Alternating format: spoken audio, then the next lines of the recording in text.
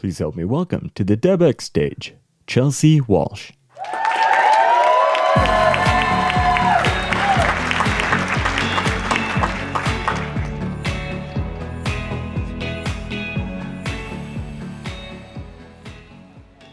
On November 25th, 2023, I lost my sister Kaylee to suicide.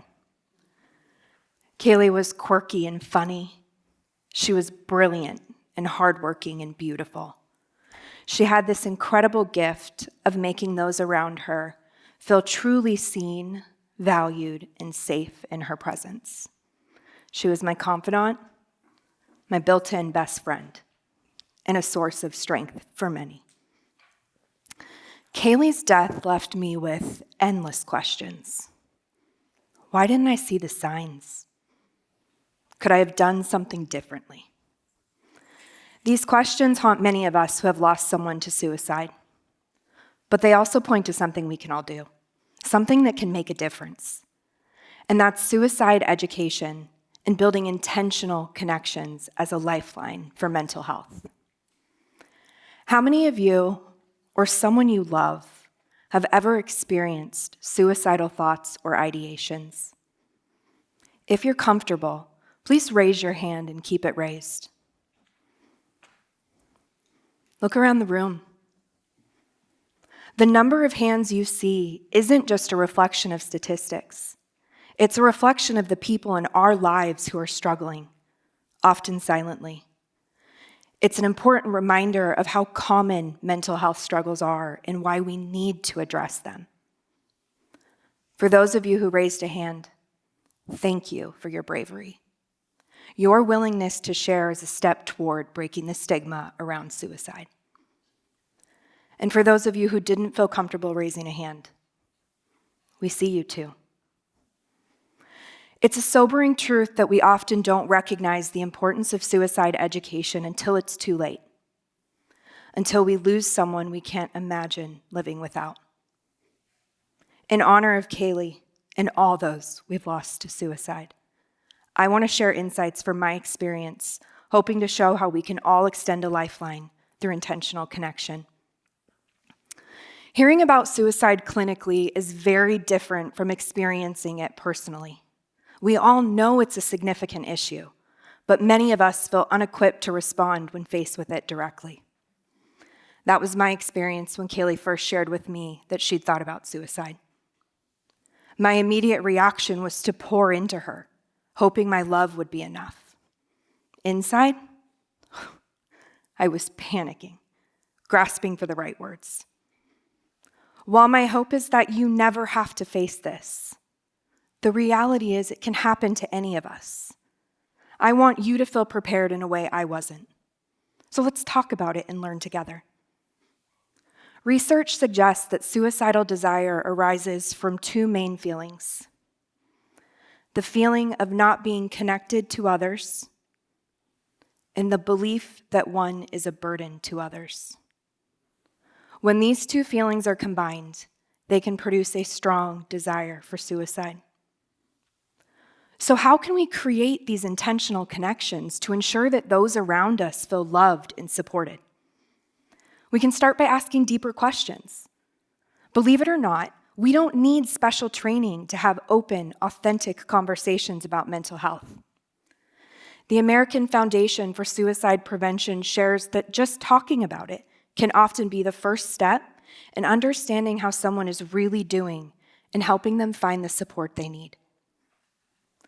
Despite her own struggles, Kaylee taught me something invaluable. True connection isn't just a casual "how are you?" It's creating space for openness and vulnerability. Instead of the usual greeting, Kaylee would say, "You've been on my mind lately.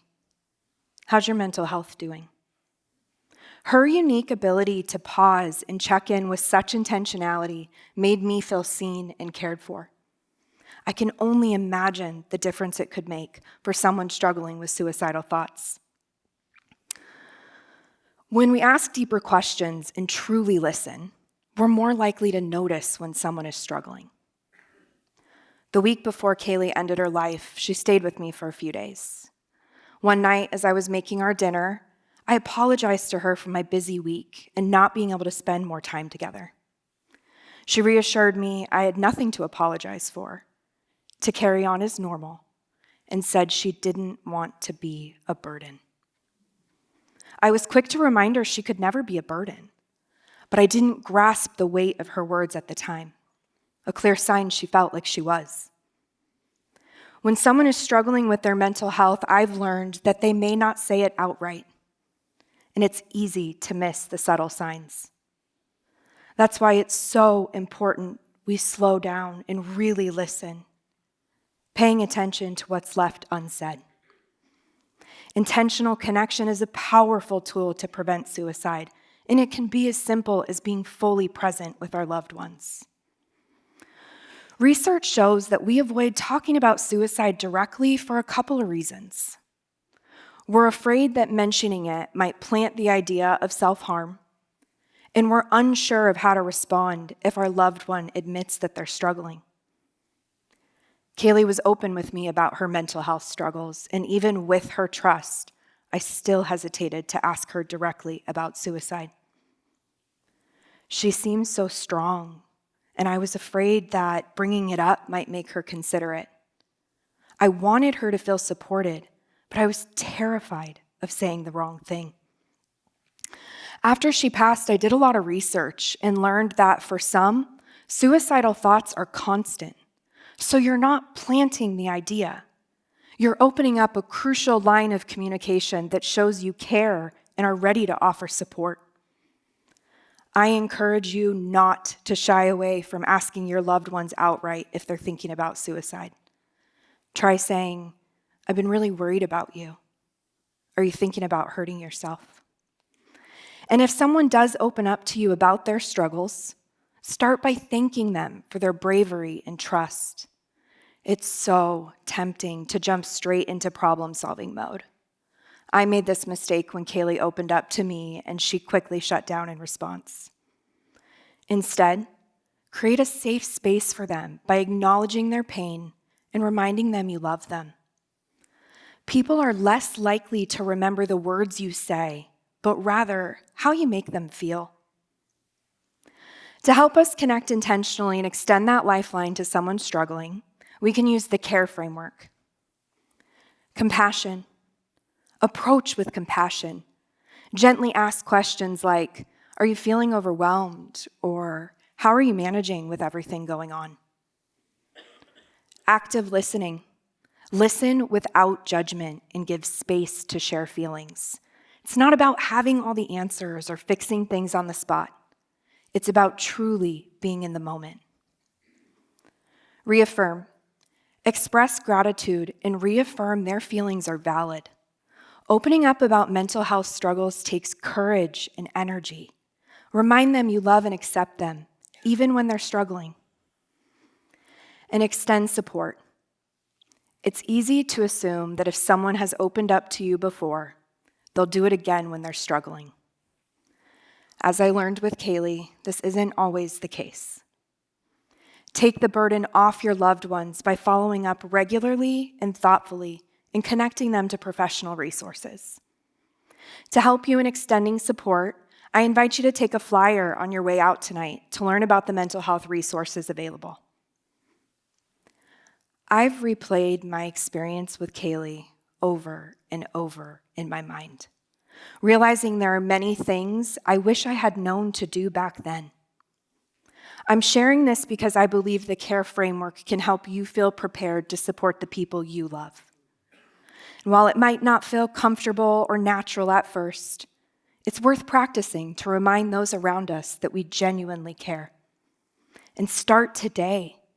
The next time you ask someone how they're doing, take a moment to really check in.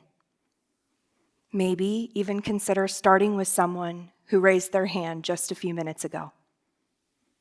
And when they respond, listen with your full presence. As Brené Brown says, connection is why we're here. It's what gives purpose and meaning to our lives. Let's extend that lifeline, one intentional connection at a time. Thank you.